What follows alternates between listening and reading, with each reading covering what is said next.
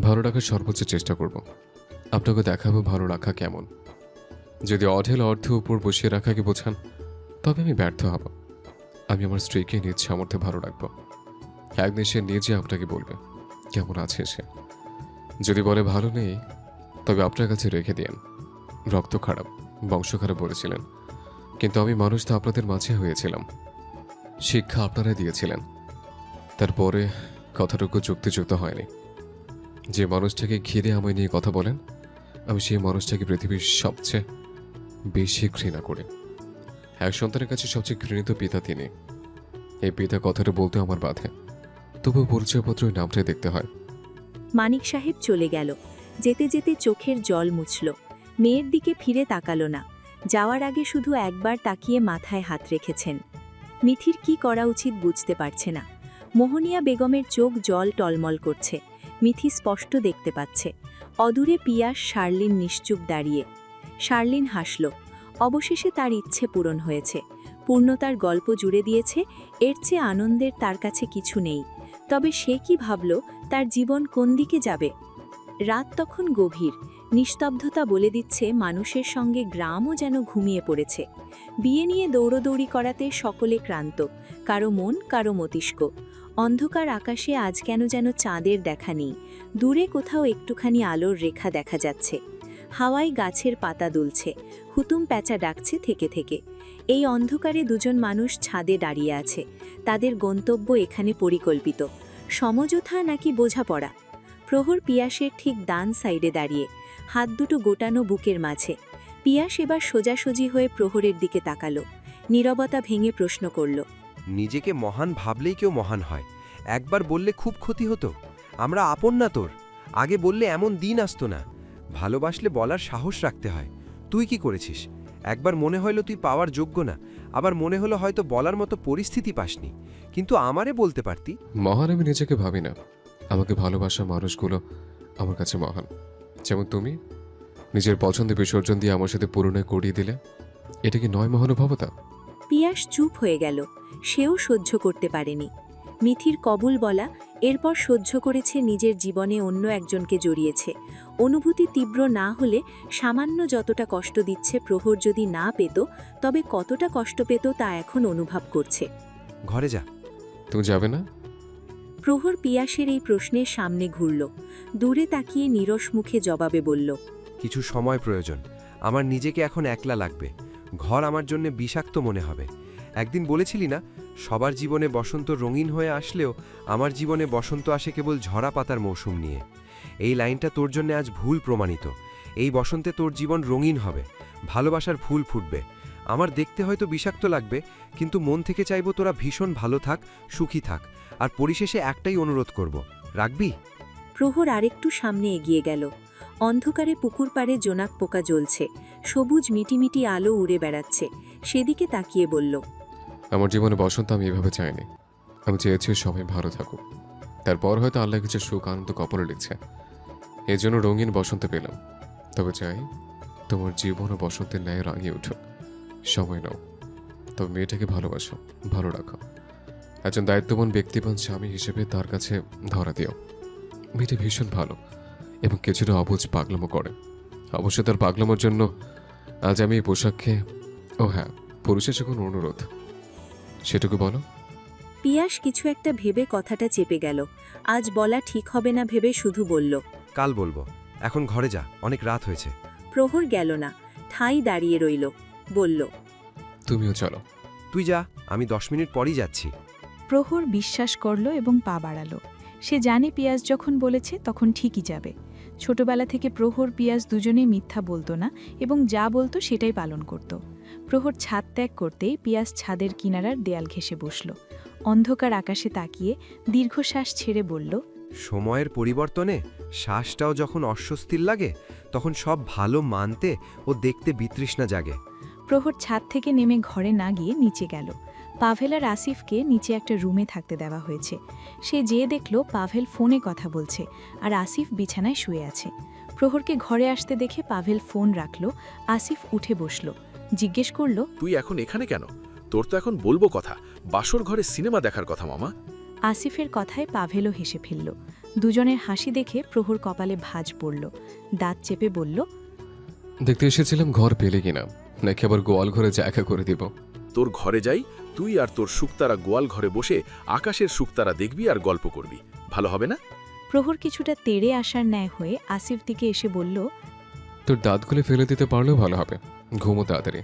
পাভেল প্রহরের কাছে গেল, কাঁধে হাত রেখে হেসে বলল, নতুন জীবনের জন্য শুভকামনা। শত দুঃখের মাঝেও সুখের দেখা মিলল অবশেষে। এই সুখটুকু চিরস্থায়ী হোক, অন্তকাল ভালোবাসার জয় হোক, তার মনেও তোর জন্য সীমাহীন ভালোবাসা জন্মাক।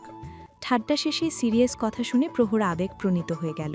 দুজনে কাছাকাছি এসে বলল, আমার দুঃখের সময়ের সঙ্গী তোরা ছিলে, আমার সুখের সঙ্গী হিসেবে তোরা দুজনেও থাকবে। জীবনে বন্ধু নামক জিনিসটি ভীষণ প্রয়োজন, তবে সেটা তোদের মতো সৎ নিষ্ঠাবান বন্ধু। অনেকে জিজ্ঞেস করে জীবনের বন্ধু তোমার কি করলো, উত্তর, দুঃখের মাঝে হাসতে শেখালে, খারাপ সময় ভরসা হয়ে দাঁড়ালো, এ ছোট জীবনে নিঃস্বার্থ ভালোবাসা উপহার দিল। আবেগের টান হৃদয়ে লাগল। তিনজনের বহু মিলিত হল। বন্ধুত্ব হল সৃষ্টিকর্তার দান। জীবনে সৎ নিষ্ঠাবান বন্ধু থাকা প্রয়োজন, যারা আপনাকে খারাপ পথে যেতে দেখলেও টেনে আনবে, বোঝাবে সঠিক পথ কোনটা। আজকালকার বন্ধুত্ব অনেক এমন আছে, বলে চল আজ নেশা করে আসি, ওই মেয়েকে বিরক্ত করে ঘরে আসি।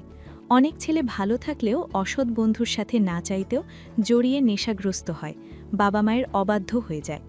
আজ বলে চল একটান দে, একবার খেলে কিছু হয় না, অথচ এই একবার থেকে অভ্যাসে পরিণত করায়। এরপর শুরু হয় বাবা মায়ের অবাধ্যকতা। একজন ভালো বন্ধু যেমন সুন্দর পথ দেখায়, তেমন একজন খারাপ বন্ধু অন্ধকারে হারিয়ে নিয়ে যায়। প্রহর সিঁড়ি বেয়ে উঠছে, মাঝ সিঁড়িতে পা থেমে গেল। পিছনে তাকালো তৎক্ষণাৎ, কিন্তু কাউকে দেখতে পেল না। কিন্তু স্পষ্ট মনে হলো পিছনে কেউ আছে। বাড়িতে তো কেউ জেগে নেই এই সময়। মনের ভুল ভেবে উপরে উঠে গেল। ঘরে ঢোকার আগে আরেকবার আশেপাশে তাকালো। প্রহর নিজের ঘরের ভিড়ানো দরজায় হাত দিল। কাঠের দরজা কিছুটা শব্দ করল। ঘর অন্ধকার হয়ে আছে। চেনা ঘরে সুইচ খুঁজতে অসুবিধা হলো না। লাইট জ্বালাতে দেখল মিথি বিছানার একপাশে শুয়ে আছে। লাইটের আলো চোখে পড়তেই চোখের পাতা নড়ছে, পিটিপিটি করছে। চোখে আলো যেন অসহ্য লাগছে, সেটাই বোঝাচ্ছে। প্রহর তার মুখের দিকে চেয়ে হেসে ফেলল। শব্দহীন হাসি ঠোঁটের কোণে রেখে মিথির হাত ঝাঁকিয়ে আলতো করে ডাকল, মেথি। হ্যাঁ। একবার ডাক দিতেই মিথি হকচকিয়ে উঠে পড়ল। ভালোমতো না দেখে না বুঝে বলল, কি হয়েছে আম্মা, ঘরে কি ডাকাত পড়লো? প্রহর ভ্রু উঁচিয়ে তাকালো। মিথির ঘুম ঘুম চেহারা দেখে এবার জোরেই হেসে ফেলল। হাসির শব্দে মিথি চোখ ডোলে তাকালো। সামনে প্রহর হাসছে, সাদা দাঁতগুলো চকচক করছে, শ্যামলা গালে হাসি বেশ মানিয়েছে। প্রহর এভাবে তাকিয়ে থাকতে দেখে হাসি বন্ধ করল, বলল, ঘরে ডাকাত পড়েছে, শুকতারাকে চুরি করতে বড় ডাকাত এসছে। এতটুকু বলেই মিথির পাশে বসল। হাসি এখনও তার অধরে রয়ে গেছে। খুব একটা হাসি না দেখতে পাওয়া ঠোঁটে হাসি আজ বড়ই ভালো লাগল। নীরবতায় দুজনে কিছুক্ষণ নিশ্চুপ রইল। মিথিও কি বলবে বুঝতে পারল না। এর মধ্যে বেমালুম ভুলে বসল স্বামীকে সালাম করতে হবে, সায়দাবানু বলেছিল। প্রহর ডান পাশে মিথির দিকে তাকালো। উদরে শাড়ির উপর হাতটা ধরার তীব্র বাসনা জাগল। হাতটা কি ধরবো? মিথি সামনে থেকে নজর সরিয়ে বাম পাশে তাকালো। চোখে চোখ পড়ল। সে চোখে তার জন্য সমুদ্র সমান ভালোবাসার ঢেউ খেলছে। বিয়ে করার সময় কি বলেছিলেন, বিয়েটা কি করব? কেন, তুমি কি মন থেকে রাজি ছিলে না? প্রহরের চোখে জানার আগ্রহ। হাসি মুখটা কিছুটা কালো হয়ে এসেছে। তা কখন বললাম? অধিকার আছে আপনার, হাত ধরতে পারেন। আর আপনি আমায় তুমি বলছেন যে? মিথি অনুমতি পেয়ে ডান হাতটা মুঠোয় নিল। শক্ত করে ধরল, যেন ছেড়ে দিলে হারিয়ে যাবে। মিথির সত্তা কেঁপে উঠল। এ হাতের ছোঁয়া আজ অন্যরকম লাগছে। অনুভূতি হচ্ছে অবর্ণনীয়। মিথির প্রশ্নের উত্তর দিল এবার। স্ত্রীকে 2 টাকা সম্মানের নয়, আগের সম্পর্ক আর এখনের সম্পর্কে ভিন্নতা আছে। তুমি আমার অর্ধাঙ্গিনী, আমার জীবনের সকল সুখ দুঃখের সাথে। জীবনের শেষ পর্যন্ত থাকতে হবে আমার পাশে। মিথির মুগ্ধতা বাড়ল। নিষ্প্লক দৃষ্টিতে তাকিয়ে রইল। প্রহর উঠে দাঁড়ালো। হুট করে মিথিকে দাঁড় করিয়ে নিজের সামনাসামনি আনল। কাছাকাছি হতে মিথি নড়তে ভুলে গেল। প্রহর হাতখানা সামনে ধরে বলল, আমার এই বুক পাচারও তোমাকে রাখতে চাই। সন্ধে নামলে ব্যস্ততা ভুলে নেড়ে ফিরে তোমার মুখটি দেখতে চাই। নির্ঘুম রাতে অন্ধকার আকাশের চাঁদ দেখে গল্প করে রাত্রি পার করতে চাই। হঠাৎ দুপুরে ক্রান্তির শহরে তোমার কাঁধে মাথা রেখে শান্তির নিঃশ্বাস নিতে চাই। এই স্বার্থের দুনিয়ায় আমি তোমার আলিঙ্গনে থাকতে চাই। তুমি কি আমার সুখে অসুখের কারণ হবে? সুখের মাঝে অসুখ থাকবে, আমি শুধু সুখ নয়, অসুখের মাঝেও তোমায় খুঁজে নেব। তোমার ত্রুটিহীন হতে হবে না, তুমি শুধু আমার একান্ত হইও। মিথি স্তব্ধ। এমন অনুভূতি সে পড়লেও কখনো শোনেনি। ঝিম ধরে আছে শরীর। অনুভূতিরা তার মনে দোলা দিচ্ছে। প্রচণ্ড আকাঙ্ক্ষা নিয়ে সামনের মানুষটির উত্তরের আশায় চেয়ে আছে। মিথি প্রহরের হাতের উপর আরেক হাত রাখল, তার চোখের দিকে তাকিয়ে বলল, স্বামী রূপে যখন গ্রহণ করেছি তখন আজীবন পাশে থাকব। নান্দনিক দুনিয়ায় আপনার অসুখ সারানোর দায়িত্ব নেব। সুখ বলতে আমি দুঃখের মাঝে হাসিকে বুঝি। সেই হাসি সুখের হোক, দুঃখের সাথে লড়াই করে সামনে এগিয়ে যাওয়ার পথ তৈরি হোক। সেই পথে আপনার হাতে আমার হাত থাকুক মৃত্যুর আগ পর্যন্ত। প্রহর শুনল। মিথির কথা শেষ হতেই হুট করে মিথিকে বক্ষে জড়িয়ে নিল। মিথির মাথা ঠেকল ওর বুকে। মিশ্র অনুভূতিতে সিক্ত হল দুজনের হৃদয়। অবশেষে পূর্ণ অনাকাঙ্ক্ষিত ভালোবাসা। প্রহর একটু সরে এলো, মিথির মাঝে সামান্য দূরত্ব রেখে ঠোঁট ছোঁয়ালো কপালে। মিথি চোখ বন্ধ করল, শক্ত করে ধরল হাত। ঠোঁটের ছোঁয়া গাঢ় হল, ঠেকল নাকের ডাগা ও অধরের কোণো। শেষ ভাগে মিথির হৃৎস্পন্দন বাড়ল, বুকের পাশে ধুকপুক করছে। প্রহর হেসে অনেকটা কাছে আসলো। মিথি দুহাতে জড়িয়ে ধরল প্রহরকে। হাত ঠেকল পিঠের পিছনে, কাঁধ জড়িয়ে। নিস্তব্ধ রাতে আমাবস্যায়ও বুঝিয়ে দিল, ভালোবাসা কেউ ভালোবাসার চাদরে মুড়বে, কেউ বা স্মৃতি মনে করে নির্ঘুম রাত জাগবে। পিয়াস ঘরে এসেছে একটু আগেই। এসে দেখে শার্লিন ঘুমিয়ে গেছে। ক্লান্ত অসুস্থ শরীর, ঘুমিয়ে যাওয়া স্বাভাবিক। ডাক্তার বলেছে রেস্ট নিয়ে এবং সময় মতো ঘুমতে। পিয়াস ধীর পায়ে গিয়ে বসল জানালার সামনে চেয়ারটায়। পিছনের আমবাগান থেকে ঝিঝি পোকার ডাক ভেসে আসছে। সেই আওয়াজ কানে আজ যেন বিষের মতো বাজছে। এক পলক পিছনে বিছানায় গুটিসুটি মেরে শুয়ে থাকা শার্লিনের দিকে তাকালো। তারপর মনে পড়ল প্রহরের কথা। মাথা থেকে সেসব ভাবনা ঝেড়ে ফেলতে চাইলে কিন্তু পারল না। সময়ের সাথে সবকিছু পরিবর্তন হয়, এই ভালো লাগাও পরিবর্তন হবে, কিন্তু সেই সময় অপেক্ষা করতে হবে। অনুভূতির দ্বারপ্রান্তে দাঁড়িয়ে তখন মনে হবে তাকে ছাড়া জীবন অচল, কিন্তু একদিন সেই অনুভূতি মিথ্যে মনে হবে যদি জীবনে কেউ দ্বিগুণ ভালোবাসে। এসব ভাবতে ভাবতে কখন চোখ লেগে এসেছে বুঝতে পারেনি। এখানে শুয়ে আছেন কেন? বিছানায় ঘুমান, সমস্যা হলে আমি নিচে ঘুমাবো। পিয়াস সজাগ হল। শার্লিনের কণ্ঠ কর্ণগোচর হতেই চোখ মেলেছে। পিছনে শার্লিন দাঁড়িয়ে আছে। পিয়াস এক পলক তাকালো, চেয়ার ছেড়ে উঠে বিছানায় গেল, বলল, এটা বাংলা সিনেমা নয়, বাস্তব জীবন। এই সিনেমাটিক কথা বাদ দিয়ে যেখানে শুয়েছিলি সেখানে আবার শুয়ে পড়। শার্লিন চোরা চোখে তাকালো। পিয়াস ততক্ষণে শুয়ে পড়েছে। শার্লিনও তার পাশে খানিকটা দূরত্ব বজায় রেখে শুয়ে পড়ল। দুজন দুপাশে মুখ ফিরিয়ে নিয়ে শুয়ে আছে। কারো মুখে কথা নেই। বিয়ে কোনো ছিলে খেলা নয়, বিয়ে যখন করেছি তার দায়িত্ব পালন করব। শার্লিন সবে চোখ বন্ধ করেছে, তখনই পিয়াসের কথা শুনে চোখ খুলল। পাশ ফিরে দেখল সে ওদিকে তাকিয়ে আছে। উত্তরে বলল, দায়িত্ব? সমস্যা নেই, ভালোবাসা পাওয়ার আশা করে বিয়েতে বসিনি। জানতাম কেমন হবে পরিস্থিতি। আপনাকে কিছুতে জোর করব না, সংসার নামমাত্র হলেও চলবে। পিয়াস এবার ঘুরে তাকালো, চোখ চোখ পড়ল। বিষাদ চোখে রাগ ফুটে উঠল, বলল, দায়িত্ব বলতে কি বুঝিস? শুধু ভাত কাপড়ের?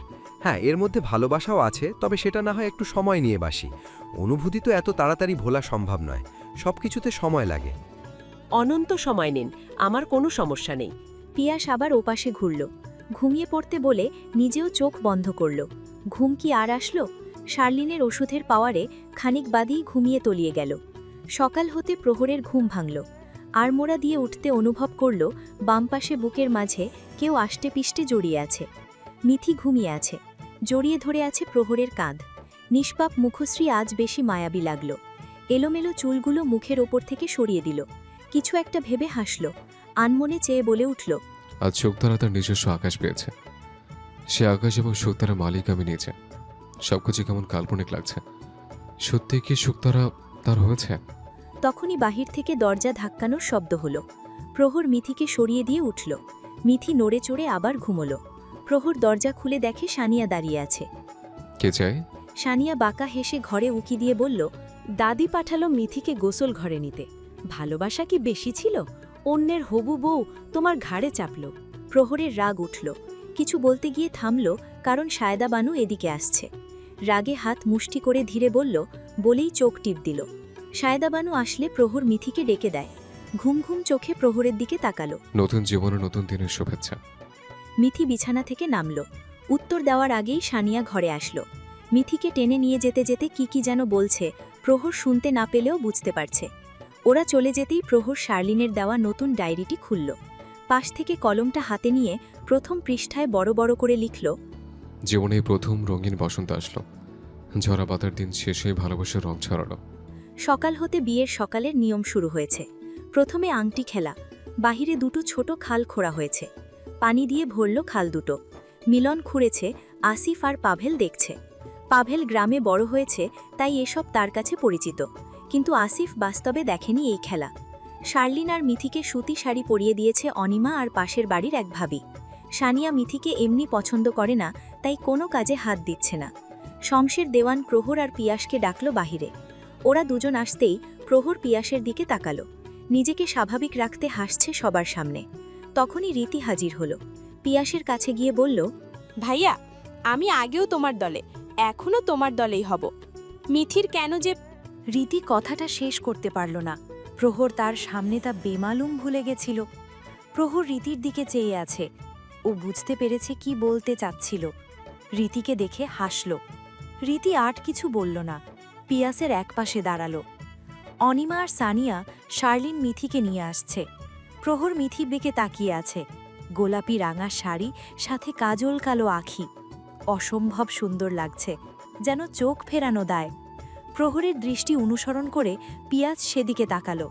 মিথিকে নজরে আসতেই সে চোখ ফিরিয়ে নিল। চোখের সামনে দেখলে কষ্ট বাড়ে বেশি। ওরা কাছাকাছি আসতেই প্রহরকে এক পলকে তাকিয়ে থাকতে দেখে অনিমা হেসে বলল, দুলামিয়া শুধু দেখলে হবে, এত সুন্দর সাজিয়েছি, শালিদের কি তোহফা পাওয়ার ভাগ্য নেই? প্রহর লজ্জা পেল। আশেপাশে কত মানুষ, তবুও বলল, অবশ্যই আছে। শার্লিন পিয়াসের ওপাশে মুখ ঘুরিয়ে থাকা দেখল। তার এবার মনে হলো কাউকে সুখ দিতে গিয়ে কি অন্য একজনকে বেশি দুঃখ দিয়ে ফেলল। দুপাশে পাশাপাশি দুজন করে 4 জনকে বসিয়ে দেওয়া হয়েছে। ছোট পানি ভর্তি খালে দুটায় দুটো আংটি আগে থেকে কাদার মধ্যে লুকিয়ে রাখা হয়েছে। এখন যে পাবে, পানির মধ্যেই কাড়াকাড়ি করে যার হাতে শেষ পর্যন্ত থাকবে সেই জয়ী। খেলা শুরু হলো। নিয়ম রক্ষার্থে পিয়াসও পানি হাত দিল। 4 জনে খুঁজতে আছে।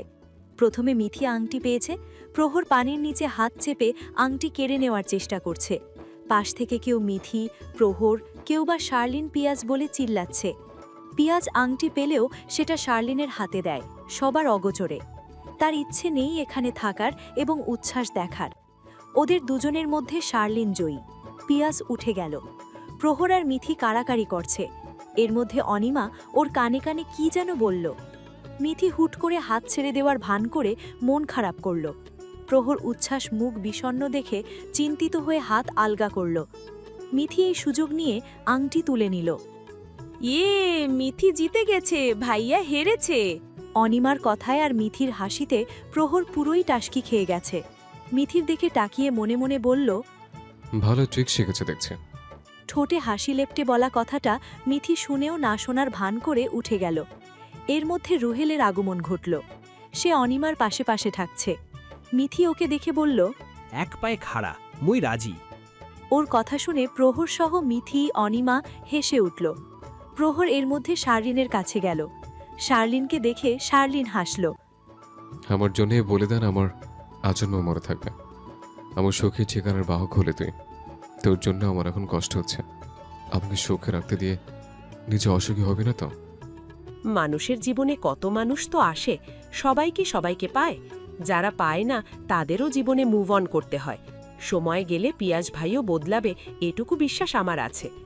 প্রহর সন্তুষ্ট হল। শার্লিনের মাথায় হাত বুলিয়ে পুকুরের দিকে গেল। বিয়ের দিন সকালে নিয়মের মধ্যে এটাও আরেকটা নিয়ম। পুকুর থেকে মাছ ধরে বউয়ের শাড়ির আঁচলে দিবে এবং সেই মাছ বউ বেছে ধুয়ে রান্না করবে। সমস্ত নিয়মকানুন শেষ হয়েছে। সকলে দুপুরে খেয়ে নিজ নিজ ঘরে গিয়েছে। বাহিরে প্রচণ্ড রোদ গরম, এজন্য বাহিরে কেউ যাচ্ছে না। মিথি ওই বাড়ি গেছে, তাই প্রহর আসিফ আর পাভেলের ঘরের দিকে যেতে নিল। তখনই অরুণা সামনে পড়ল। ওকে দেখে মুখ বাঁকা করে কিছু কথা শোনাল। প্রহর বরাবরের ন্যায় সহ্য করল। একটা কথা না বলে পা বাড়াল। পাভেল প্রহরকে দেখে বলল, আমাদের ফেরা উচিত, তুমি থাকো। আমরা বরং আজ রাতে নয়তো কাল চলে যাই। আমিও যাব। তুই গেলে মিথি? ওকে নিয়ে যাব। ওকে নিয়ে গেলে সংসার সাজাতে হবে, বাসা খুঁজতে হবে, এসবে অনেক খরচ আছে। প্রহর আসিফের পায়ের ওপর বসল। ওর পা ছড়িয়ে রেখে শুয়েছিল। শালা পায়ের ওপর বসে পা কি ভেঙে দিবি? তোর বিয়ে হলেও আমার এখনো হয়নি। তুই চিরকুমার থাক, পারলে লালনদের মতো ঘর বাড়ি ছেড়ে নির্বাসিত হয়ে যা। পাভেল ওদের কাহিনী দেখছে। প্রহর ওর দৃষ্টি লক্ষ্য করে বলল, ব্যাংকের চাকরিটা হয়ে গেছে, কিছুক্ষণ আগে মেসেজ এসছে এবং ফোন করে কনফার্ম করেছে। আলহামদুলিল্লাহ, ভালো কিছু একটা হয়েছে। আগে বললি না কেন? এখন থেকে দেখিস সব ভালো হবে। বাড়িতে বলেছিস? জানাবো পরে। মিথিকে আগে নিয়ে যাবি, বাসা খুঁজতে হবে। সেসব ব্যবস্থা করা হবে। প্রীতি আপু আছে না, সে খুঁজে দেবে বলেছে। আগে মেথির সাথে কথা বলতে হবে, সে শহরে থাকতে চায় কিনা, আমার সাথে যাবে কিনা, তার মতামত আগে। প্রহর ঘরে বসে আছে। মিথির আসার নামও নেই। বাড়িতে সকলকে জবের কথা পাভেল বলেছে। আসিফ তো সাহার দেওয়ানের কানের কাছে গিয়ে বলেছে ইচ্ছে করে। অরুণা শুনে গম্ভীর হয়েছিল। প্রহর মিথির অপেক্ষায় অস্থির হয়ে আছে। ও বাড়ি যেতে চেয়েও যাচ্ছে না, কিন্তু না, এবার যেতে হবে। সে ঘর থেকে বেরোল। সুচরিতা বেগম সামনে পড়ল। প্রহরকে দেখে ফিসফিস করে বলল, শোন না বাবা, আজকেও একটু প্রীতির সাথে কথা বলিয়ে দিস তো।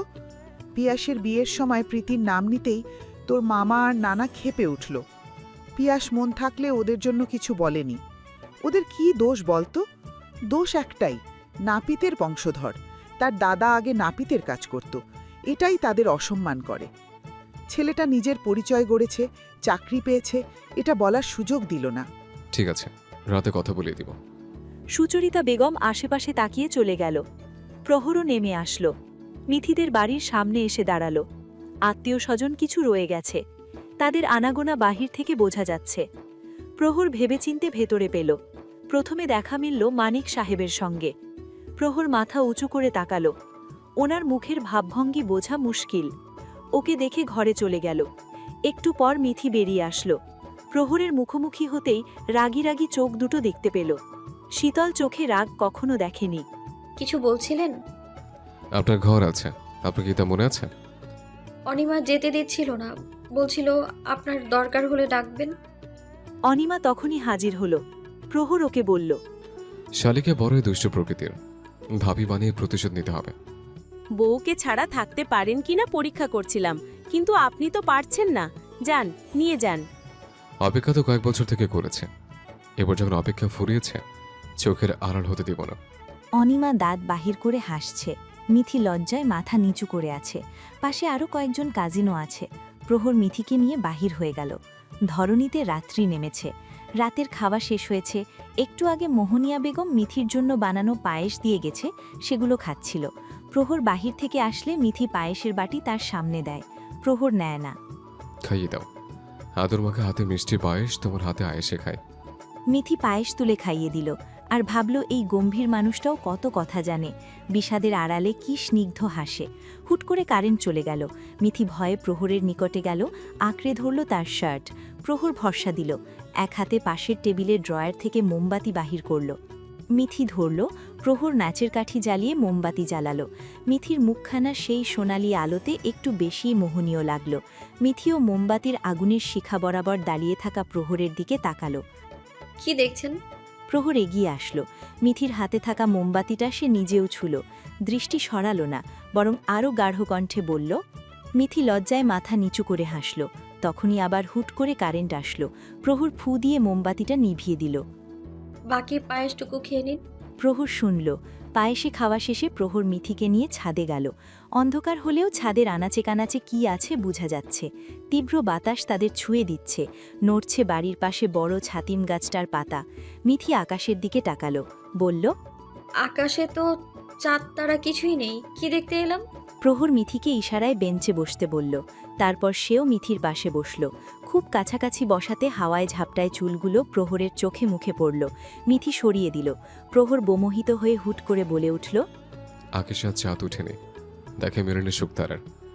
আমার আকাশ শুকতারার সঙ্গ পেয়েছে, সে আর চায় না আকাশের চাঁদ শুকতারা দেখতে। একটু থেমে আবারও বলল, চাঁদ উপমা মাত্র, তোর তুলনা করবো না চাঁদের সঙ্গে। তুমি জ্যোৎস্না, আমার অন্ধকার জীবনে আলোর রেখা। তাই তো অমাবস্যার শেষে তোমার সাথে হলো দেখা। মিথি প্রহরের বুকে মাথা রাখল, হৃদয়ের স্পন্দন শুনতে পাচ্ছে, তীব্র অনুভূতির ন্যায় স্পন্দন বাড়ছে যেন। প্রহর হাত রাখল মিথির কাঁধে, মাথার উপর হঠাৎ জোনাক পোকা উড়ে এলো। মিথি উঠে দাঁড়ালো, জোনাকিটাকে ধরতে হাত বাড়াতেই দূরে উড়ে গেল, ধরতে না পারাতে ঠোঁট উল্টালো। প্রহর নিঃশব্দে হাসল, বেঞ্চ থেকে উঠে ঠিক মিথির পিঠ বরাবর দাঁড়ালো, বলল, শোনো শুক্তারা, জোনাকি তোমায় দিবে ক্ষণিকের জন্য কিঞ্চিত আলো। জেনে রেখো, জীবন যতদিন থাকবে আমিই তোমায় বাসবো ভালো। দিনটি ছিল বুধবার, ঝরঝরে নির্মল বাতাস ছড়ানো একটি দিন। চৈত্রের কড়া রোদের মধ্যেও একটুকরো স্বস্তির বাতাস। মাঠের পানি শুকিয়ে গিয়েছে, অনেক জায়গায় ফেটে চৌচির হয়েছে মাঠঘাট। জমিতে হওয়া ছোট মাছগুলো মারা গিয়েছে জলের অভাবে। কেউ বা ধরে নিয়ে যাচ্ছে জমির শেষ পানিটুকু সেচে দিতে, বৃষ্টির অভাবে সেচ দিতে হচ্ছে। অনেক ফসলের ক্ষেত নষ্ট হয়ে যাওয়ার উপক্রম। বিয়ের তখন 5 দিন কেটে গেছে, এর মধ্যে বিদায়ের ঘণ্টা বেজে গেছে। মিথি আর প্রহরের শহরে জীবন শুরু পালা। প্রহর আর মিথি বিরামপুর রেল স্টেশনে বসে অপেক্ষা করছে ট্রেন কখন আসবে এবং যাবে। সকাল 10টায় ট্রেন, এখন বাজে 9:40। ওদের ছাড়তে পিয়াস আর রুহেল এসেছে। মিথি চোখের জল মুছছে, আবার গড়িয়ে পড়ছে। প্রহর দেখছে, তবে কিছু বলছে না। কখনো বাড়ি থেকে একা কোথাও না যাওয়া মেয়েটা শহরে থাকবে বাবা মাকে ছাড়া, এটা ভাবতেও কষ্ট হবে, স্বাভাবিক। সেদিন রাতে মিথির মত জানতে চেয়েছিল, প্রথমে চমকে উঠে না করেছিল। সবাইকে ছেড়ে থাকবে কি করে এতদিন? চাইলে তো আর সেই চিরচেনা পুকুর পাড়ে একমাত্র সঙ্গী ঋতিককে নিয়ে গোধূলি দেখতে পারবে না, আমজাম বাগানে চুরি করে খাওয়া হবে না, পুরো গ্রাম চষে বেড়ানো হবে না, থাকতে হবে শহরের ইট পাথরের দালানের মধ্যে বন্দি। ট্রেনের হুইসেলের শব্দে প্রহর ব্যাগ নিয়ে দাঁড়ালো, মিথিকে বলল উঠে পড়তে। মিথি তার কথা মতো উঠে দাঁড়ালো। ট্রেন থামতেই দুজনে উঠল, ব্যাগগুলো রুহেল তুলে দিল। পিয়াস শেষ একবার মিথির দিকে তাকালো, বিদায় দিল প্রিয় কাউকে। রুহেল আজ মিথির সাথে ভালো করে কথা বলল। ট্রেন ছেড়ে দিলে রুহেল নামল। পিয়াস স্টেশনে দাঁড়িয়ে আছে। যতক্ষণ ট্রেনের অস্তিত্ব দেখা গেল তাকিয়ে থাকল। পৃথিবীতে সবচেয়ে কষ্টের মুহূর্ত বোধ হয় প্রিয় মানুষকে অন্যের হাতে তুলে দেওয়া এবং চোখের সামনে তাদেরই সুখের সংসার দেখা। পিয়াস ভাই, এসো বাড়ি যাই। রুহলের কথা পিয়াসের কানে কথা পৌঁছালো না, ঠাঁই দাঁড়িয়ে রইল। এক বাদমবলার চিল্লানিতে তার ধ্যান ভাঙল। আশেপাশে তাকালো, রুহল দূরে দাঁড়িয়ে তাকেই ডাকছে। পিয়াস এলোমেলো পায়ে এগোলো। স্টেশন ত্যাগ করল শত মানুষ। কান্না শেষ নাকি বাকি আছে? আসার ইচ্ছে না থাকলে সেখানে বলতে, বাবা মার কাছে রেখে আসতাম। আপনি আমায় রেখে একা আসতেন? না, একা থাকার জন্য কি বিবাহ করেছে? আমি কি চাই জানো? মিথি জানার আগ্রহে চোখ মুছল, ভ্রু উঁচিয়ে জানতে চাইল। আমাদের ছোট্ট একটা সংসার হবে, ব্যস্ত শহরের এক কোণে। জীবনে তাগিদে গ্রাম ছেড়ে শহরকে বেছে নিতে হবে। সেই শহরে আমরা না হয় ছোট্ট একটা নিজস্ব শহর বানাবো। ক্লান্তির অফিস শেষে আসার পথে তোমার জন্য 2টো বেলি কিংবা তোমার প্রিয় শিউলি আনবো। তুমি দরজায় দাঁড়িয়ে অপেক্ষা করবে। অপেক্ষা শেষ করে আমি ফিরবো। ঘামর্ত মুখ দেখে তোমার শাড়ির আঁচল দিয়ে মুছে দেবে। ঠান্ডা এক গ্লাস জল সামনে ধরবে। সবশেষে রাতে ঘুমোতে গিয়ে কিছুক্ষণ না হয় সুখ দুঃখের গল্প করব। ক্লান্ত দিন পেরিয়ে গল্প শেষে তোমার আলিঙ্গন ঘুমিয়ে পড়ব। এক জীবনে আমার তোমার থেকে এতটুকু চাওয়া রইল। আমার কথা সুন্দর? কই, আমার তো মনে হয় না। সংসার নিয়ে তুমি আমি দুজনে একসাথে ভাববো। মিথির কান্না বন্ধ হলো। প্রহরের এমন সুন্দর সংসার বর্ণনা শুনে সে মুগ্ধ হলো। এত সুন্দর কথা কিভাবে বলেন?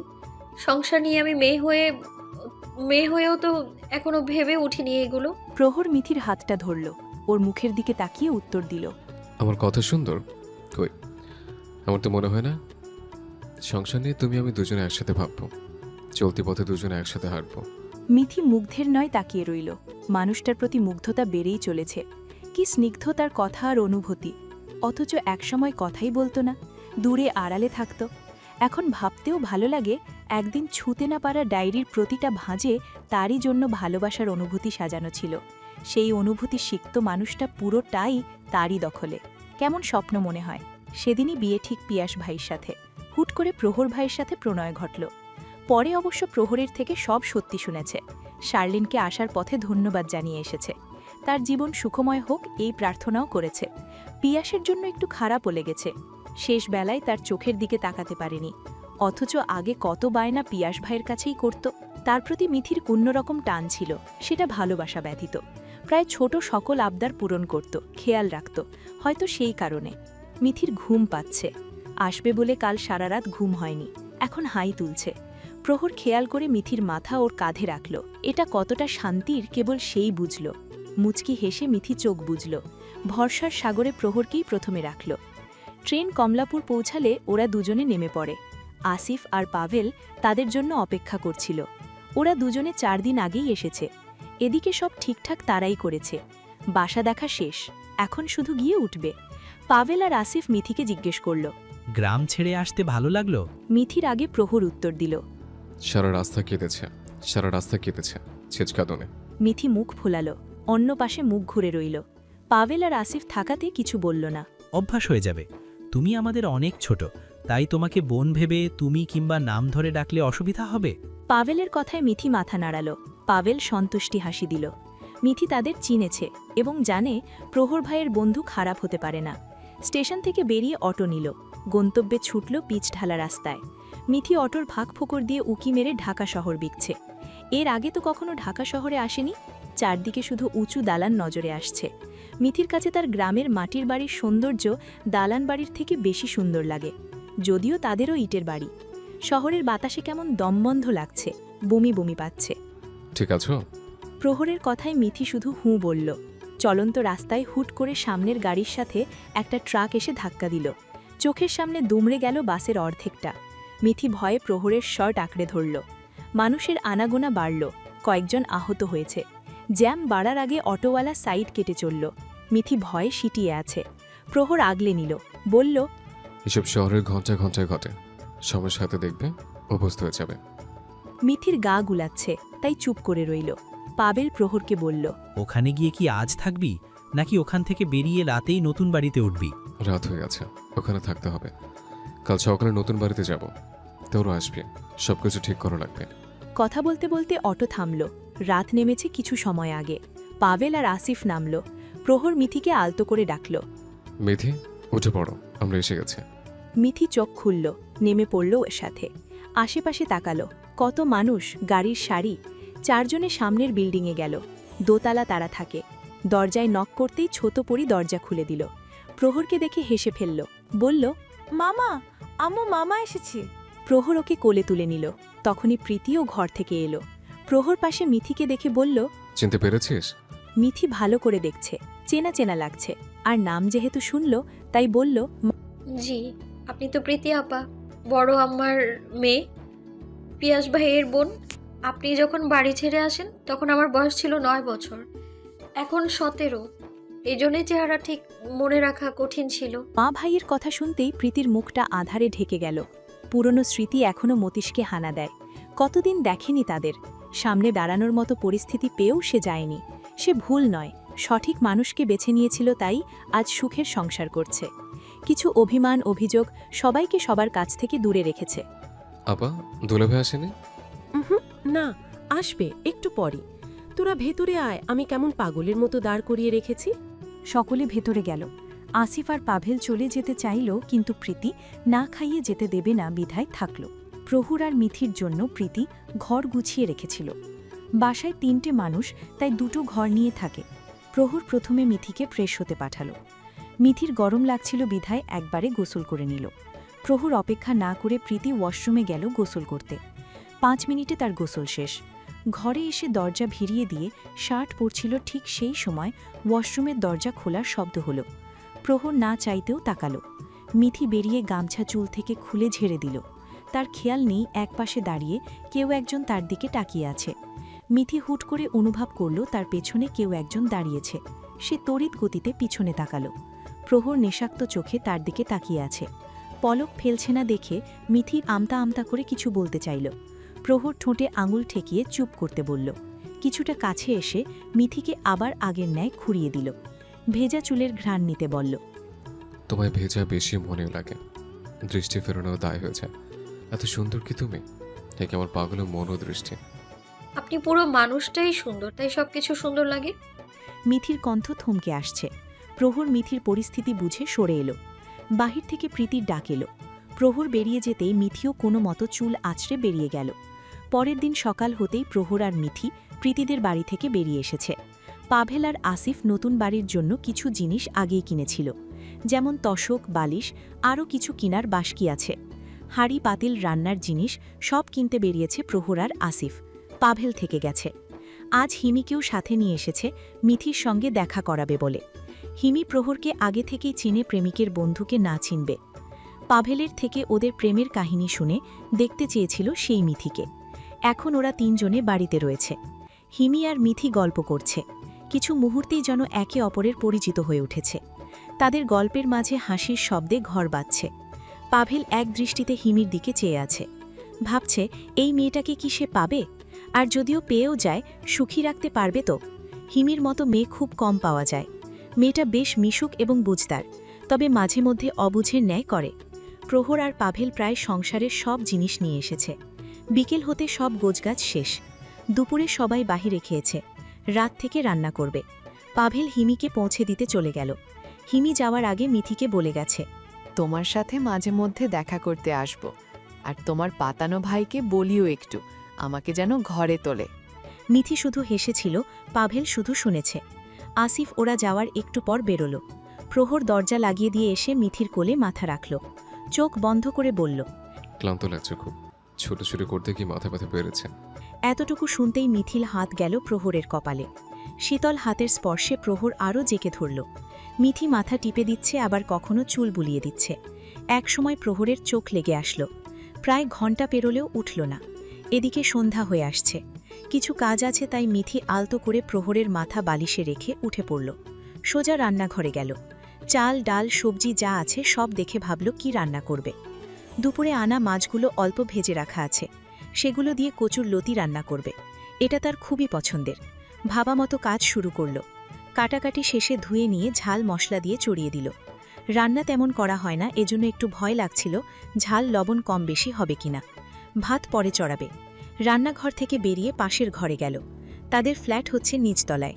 দুটো ঘর, একটা রান্নাঘর, ওয়াশরুম আছে। এই মিলিয়ে ৮,০০০ টাকা ভাড়া এই বাড়িতে। পাশের ঘরটা একটু ছোট আছে। তাদের ছোট সংসার এইখানে গড়ে উঠবে। সামর্থ্য হলে একদিন নিজেদের বাড়িও হবে।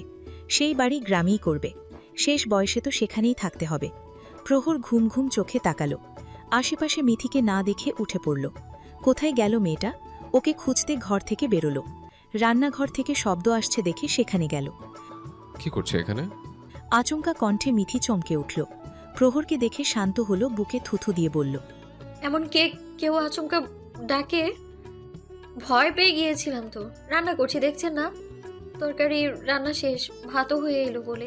তা তো দেখছে, কিন্তু একা মাতব্বরি করতে কে বলেছে আমাকে ডাকতে? আপনি ক্লান্ত ছিলেন, ঘুম দরকার ছিল। আমি রান্না তেমন ভালো পারি না, দেখুন না কেমন হয়েছে। প্রহর একটুখানি তরকারি চেখে দেখল। মিথি তাকিয়ে আছে ওর দিকে উত্তর শোনার আশায়। ভালো হয়েছে। হঠাৎ নজর পড়ল হাতের দিকে। কি হয়েছে এখানে? মিথির হাতটা টেনে সামনে আনল।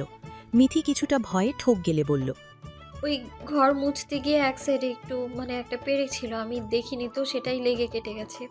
বাহ, ভালো কাজ পড়ো। জায়গাটা বাঁধনি কেন? ঝাল ধরে নেই? একটু ধরেছিল, সমস্যা হবে না। আপনি যান, আমি ভাত নামিয়ে আসছি। প্রহর গেল। মিথি ভাতের মার পিষিয়ে ঘরে গেল। দেখল প্রহর চুল আঁচড়াচ্ছে। ওকে আসতে দেখে বলল, চলো আজ রাতের শহর ঘুরতে বেরোবো। তোমায় নিয়ে হুট খোলো রিক্সায় ঘুরবো। তোমার পছন্দের ঝালমুড়ি খাওয়াবো। ফেরার পথে একটা লাল গোলাপ উপহার দেব। দুজনে নির্জন এক রাস্তায় হাঁটছে, তাদের বাসা থেকে একটু দূরে। মিথির নাকি হাঁটতেই ভালো লাগছে, তাই তো হাঁটছে। প্রহর ওর বাম হাতটা শক্ত করে আঙুলের ভাঁজে রেখে দিয়েছে। মিথি প্রহরের আবদারে একটা সাদা লাল পাড়ের শাড়ি পরেছে। আলতা চুড়ি না থাকাতে পরেনি কিছু, তবুও অপরূপা লাগছে। ক্ষণে ক্ষণে প্রহর তাকাচ্ছে মিথির দিকে। শহরে আজ মেঘময় দিন ছিল। এদিকে কোলাহল কিছুটা কম। কোলাহল শূন্য রাস্তা পেরিয়ে কোলাহলে পূর্ণ রাস্তায় উঠল। দূরে রাস্তার পাশে ফুলের দোকান প্রহরের নজরে এলো। মিথিকে দাঁড় করাতেই প্রহর ছুটল। হাজার ফুলের মধ্যে একটি লাল গোলাপ আর একটি হলুদ সূর্যমুখী ফুল নিল। রাস্তা পার হতে গিয়ে আবারও নজরে পড়ল আরেকটি দোকান। প্রহর সেদিকে ছুটল। মিথি শুধু তাকিয়ে তার পাগলামো দেখছে। প্রহর দৌড়ে আসলো। ফুল দুটো মিথির এক হাতে দিয়ে দিল। আরেক হাতে থাকা লাল কাঁচের চুড়িগুলো নিজ হাতে পরিয়ে দিল। এবার সুন্দর লাগছে। মিথি কাঁচের চুড়ি পেয়ে যেন আরও বেশি খুশি হল। ঠোঁটের কোনোয় হাসির রেখা দেখা দিল। প্রহর আবার সেই হাসিতে মুগ্ধ হল। আলতো এনেছি, কিন্তু কিভাবে দিব? প্রহর আশেপাশে তাকালো। কাঙ্ক্ষিত জায়গা পেতেই মিথিকে টেনে নিয়ে গেল একপাশে। একটি বেঞ্চ আছে ওখানে, মিথিকে বসিয়ে দিল। প্রহর নিচে বসে পড়ল।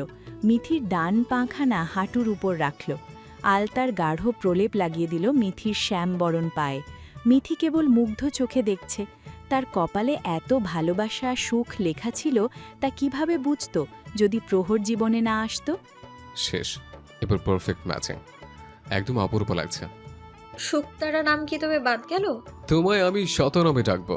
সন্ধে নামলে শুকতারা, শাড়িতে অপরূপা, হৃদয়ে ভরে ডাক পাঠাবো। শোনো শহর, সে ডাক তোমরাও শোনো। আজ আশ্বিনের ২০ তারিখ, ইংরেজি ক্যালেন্ডারে ৫ অক্টোবর। আজকের দিনটি একটু বেশিই সুন্দর। অক্টোবর মানেই বিষণ্ণ সুন্দর একটা মাস। আকাশের বুকে নরম রোদ, বাতাসে হালকা শীতলতা, আর আকাশে ভেসে বেড়ায় একরাশ সাদা নীল প্রশান্তির মেঘ। গাছের পাতায় মৃদু হলুদ ছোঁয়া, বিকেলগুলোও যেন হাওয়ায় ফুরায়। মন চায় আরও কিছুক্ষণ আলো ধরে রাখলে ভালো হতো। আজকের দিনটা অন্য সব দিনের চেয়ে একটু বেশিই সুন্দর লাগছে। মিথি একা ঘরে শুয়ে আছে। শুয়ে বসে থাকা কাজ নেই। এই শহরে একলা বন্দি জীবন খুব একটা ভালো লাগে না। প্রহর 10টায় অফিসে যায়, ফিরে সন্ধে হলে। সারাটি দিন একা থাকতে হয়। পাশের বাসায় পরিচয় হয়েছে, মাঝে মধ্যে ওই বাসার মেয়েটা এসে গল্প করে। কিন্তু এই একলা সময় যেন কাটতে চায় না। মনে পড়ে যায় বাবা মা আর রীতির কথা। বাড়ির কথা মনে পড়লেই চোখে জল টলমল করে। পুরো গ্রাম চষে বেড়ানো মেয়েটাকে আজ একলা থাকতে হয়, অথচ এক সময় ঘরে তাকে পাওয়া যেত না, মাঠে ঘাটে ছুটে বেড়াতো। এই 6 মাস বিবাহিত জীবনে সুখে থাকলেও একাকিত্ব মনে হলেই ভালো লাগে না। প্রহর কষ্ট পাবে বলে তাকে কিছু বলেও না। বললে হয়তো বাড়ি পাঠাবে, কিন্তু সে তো তাকে ছাড়া থাকতে পারবে না। মানুষটা তার অভ্যেসে পরিণত হয়েছে। শহরে অন্য সমস্যা নেই, সমস্যা শুধু একা ঘরে থাকাটা। কেমন খাঁচায় বন্দি পাখির মতো লাগে। রীতিকে ভীষণ মনে পড়ে। পুকুর পাড়ে বসে থাকা দিনগুলো, একসাথে পুরো গ্রাম চষে বেড়ানো, হাত হাতে রেখে চলা সময়গুলো। এই 6 মাসে বাড়ি গিয়েছিল একবার। সেবার প্রীতি, মবিন আর তার মেয়েকে নিয়ে গেছিল প্রহর। চোখের সামনে কতদিন পর মেয়েকে দেখে সুচরিতা বেগম আবেগে কেঁদে দিয়েছিল। সোলাইমান দেওয়ান দূরে দাঁড়িয়েছিল। প্রহর শমশের দেওয়ানকে বুঝিয়েছিল। প্রহর এবং সকলের বোঝানোতে 8 বছর পরে মেনে নিয়েছিল। 8 বছর পর আবারও চেনা বাড়িতে পা রেখেছিল প্রীতি। মা, বাবা, ভাই, বোন, বাড়ির সকলকে দেখে তার খুশি এবং কান্নায় সকলে কেঁদে ফেলেছিল। সেই সময় 5 দিন থেকে এসেছে, তারপর আর যাওয়া হয়নি। অফিস থেকে কম ছুটি। মোহনিয়া বেগমের সাথে একটু আগে কথা হয়েছে। মানিক সাহেব ভালো হয়েছেন, প্রহরকে মেনে নিয়েছে, আগের ব্যবহারের জন্য ক্ষমা চেয়েছে। তার সাথে কথা বলে প্রায়ই। সময়ের সাথে কত কিছুর পরিবর্তন হয়, তাই না? এর মধ্যে আরও একটা কাহিনী হয়েছে। 1 মাস আগে পাভেল আর হিমির বিয়ে হয়েছে। হিমির বাবা মেনে নেয়নি। প্রহর, আসিফ আর কিছু বন্ধু মিলে বিয়ে দিয়েছে। পাভেল এখন বেসরকারি কোম্পানিতে জব করে। তাদের সংসারও ভালোই চলছে। 2 দিন আগেই এসেছিল। আসিফ সে একা হয়ে গেছে। বিয়ে মানুষকে বন্ধু বান্ধবীর কাছ থেকে দূরে সরায়, সম্পর্কে ফিকে হয়ে যায়। এ কথা আসলেই মিথ্যে নয়। চাইলেও আগের মতো হয়ে ওঠে না। সংসার জীবনে দায়িত্ব, ব্যস্ততা বেড়ে যায়। এটা একজন নয়, সবার জীবনেই হয়। বিছানা থেকে উঠল। প্রহর অফিসে যাওয়ার পর থেকে শুয়ে আছে। কাজও তেমন কিছুই নেই। মিথির কি যেন মনে হলো, শার্লিনকে ফোন দিল। প্রহর এখানে আসার পর ফোন কিনে দিয়েছে। কল দিতেই শার্লিন রিসিভ করল। ফোনের স্ক্রিনে ভেসে উঠল শার্লিনের হাসি মাখা মুখটি। কেমন আছো আপা? আমি তো সবসময় ভালো থাকি। পিয়াস ভাই কি মন থেকে মেনে নিয়েছে? শার্লিন হেসে ফেলল। পাশেই পিয়াস বসা। তার হাসি দেখে ভ্রু কুঁচকে তাকালো। তাকেই জিজ্ঞেস কর। ফোনটা পিয়াসের দিকে ঘুরালো। পিয়াস স্বাভাবিকভাবে তাকালো। মিথির একটু কেমন লাগলেও পিয়াসের কথায় ধারণা পাল্টে গেল। কি জিজ্ঞেস করবি? বাড়ি আসবি না? পেয়ারা গাছে পেয়ারা সব পাখিরা খেয়ে নিচ্ছে। রীতি রোজ তোর কথা ভেবে মন খারাপ করে পুকুর পাড়ে একা বসে থাকে। দাদা তো তোর কথা সারাদিন বলে, তার গানের সঙ্গী হারিয়ে গেছে। মিথির মন খারাপ হলো। তারও সবার কথা মনে পড়ে। ফোনে দেখলে, কথা বললে তো মন ভরে না। মন চায় ছুটে চলে যাই। শার্লিন এবার ফোন নিজের সামনে ধরল। প্রহর ভাই বলল একলা থাকতে নাকি ভালো লাগে না তোর। তাহলে একটা বুদ্ধি দেই শোন। মিথি আগ্রহ নিয়ে চেয়ে থাকল। শার্লিনের কথা শুনে মিথি চোখ বড় বড় তাকালো, সাথে লজ্জাও পেল। পাশে পিয়াস আছে, সেও তাকালো শার্লিনের দিকে। ভুল বলেছি? একটা বাচ্চা থাকলে তাকে নিয়ে সময় কাটতো। বলেন পিয়াস ভাই, ঠিক বলেছি না? মিথি লজ্জায় পড়ল। উত্তর না দিতে পেরে হুট করে ফোন কেটে দিল। এদিকে শার্লিন হেসে চলেছে। ওর হাসি দেখে পিয়াস বাঁকা চোখে তাকালো, বলল, এসব ফাউল বুদ্ধি কই পাস? আপনার থেকে। পিয়াস অবাক করা চাহনি নিয়ে তাকালো, জানতে চাইল, আমার থেকে মানে? জানিস আমি ভদ্রলোক, এমন দুষ্টু বুদ্ধি আমার মাথায় ঘোরে না। যারা তোর মতো দুষ্টু বাদর তাদের মাথায় ঘোরে। হ্যাঁ, এজন্যই তো আপনি একটা। শার্লিন কথা খুঁজে পাচ্ছে না। আমি একটা কি বল? মনে পড়লে বলবো। মুখ বেঁকিয়ে উঠে পড়ল। দরজার দিকে পা বাড়ালে পিয়াস ওড়না টেনে ধরল। শার্লিন থেমে গেল। পিছনে তাকানোর আগেই জোরে টান দিল। সে ধাক্কা সামাল দিতে না পেরে পিয়াসের দিকে এগিয়ে গেল। ওর উপর পড়তে গিয়েও পড়ল না, আটকে রইল দুহাতের মাঝখানে। পিয়াস শার্লিনকে দুহাতে জড়িয়ে রেখেছে, ছাড়ানোর চেষ্টা করছে কিন্তু পারছে না। পিয়াস শুধু হাসছে আর তার কাহিনী দেখছে। ছাড়ুন, আপনি না ভদ্রলোক?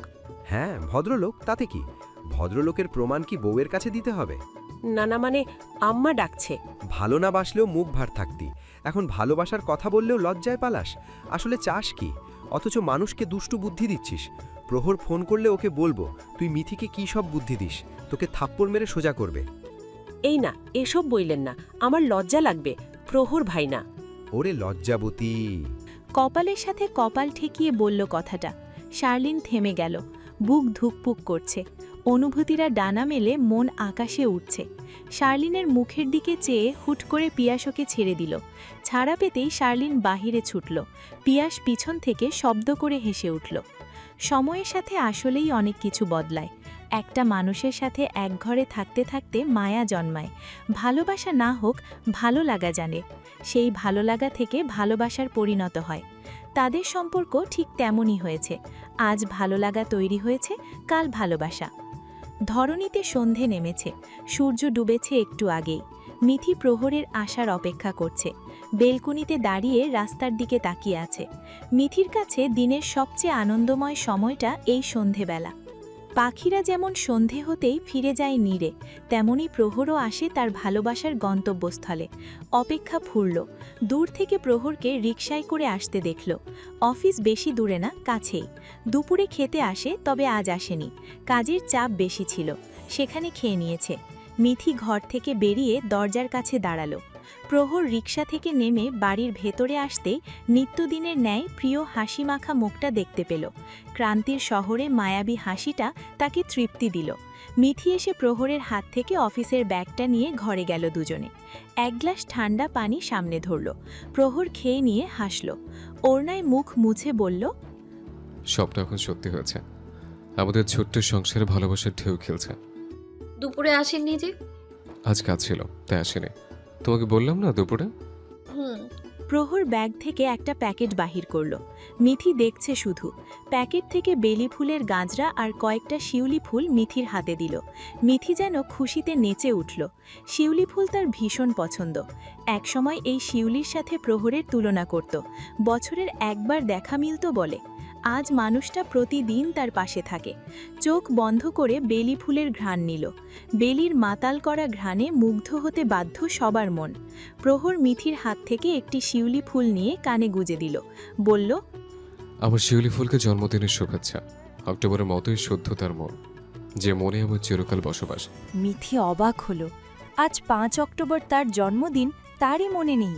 অবশ্য এসব জন্মদিন কোনো কালে পালন করা হয়নি, তাই মনেও রাখেনি।